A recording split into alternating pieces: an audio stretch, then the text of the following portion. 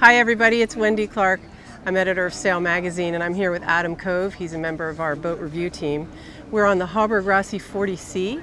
We want to walk you through this boat and tell you some of the features that have stood out for us. Adam, you want to start? Certainly.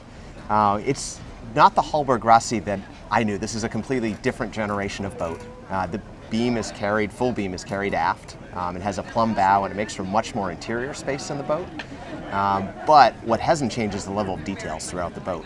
Maybe you can kind of go through some of your favorite areas of that. Absolutely. I think we should mention right off the bat that this cockpit, even though this is a 40-foot boat, this center cockpit is the same as on the 44, so it's really spacious, ergonomically beautifully laid out for single-handed or double-handed sailing. We already did our test sail on this boat last week and had a really lovely day of sailing on this boat. I love that the main sheet traveler's right here. I love that there is a main sheet traveler and that it's right behind the helm. Everything is easily accessible. Talk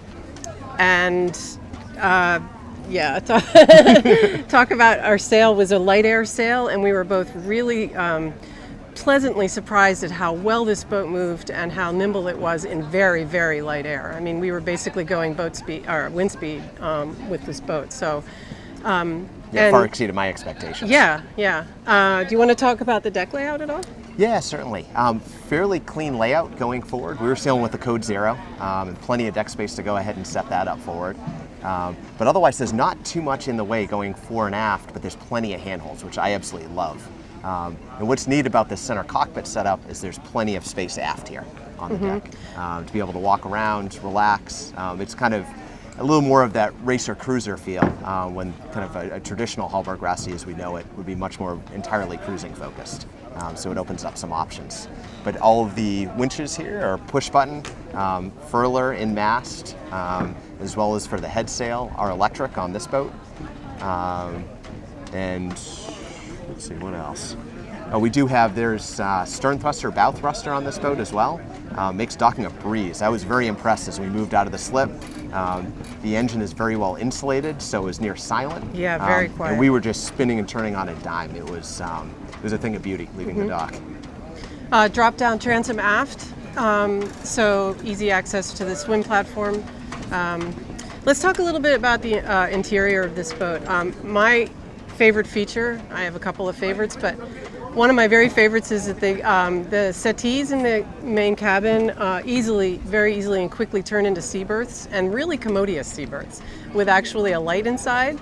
Everything is set up to go ocean sailing without you having to do a lot of work to make that happen. That's one of my favorite things about it. Exactly, they thought it through. I mean, it's bound to get wet down below. Even though they have a deck step mast, at some point you're going to drag some water down with your foul weather gear. And what's really nice is it's ventilated down there. So on the sides of the boat, there's wood planks providing an air gap against the hull.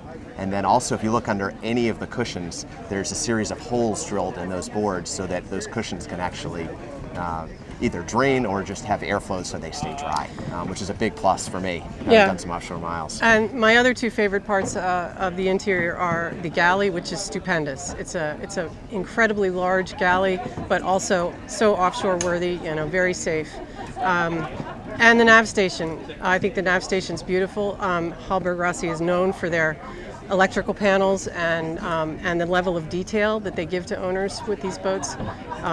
So that's also a big plus for me. And then I think you wanted to talk about engine and maintenance access. Yeah, certainly. It's rare to step on a boat and have this much space around an engine.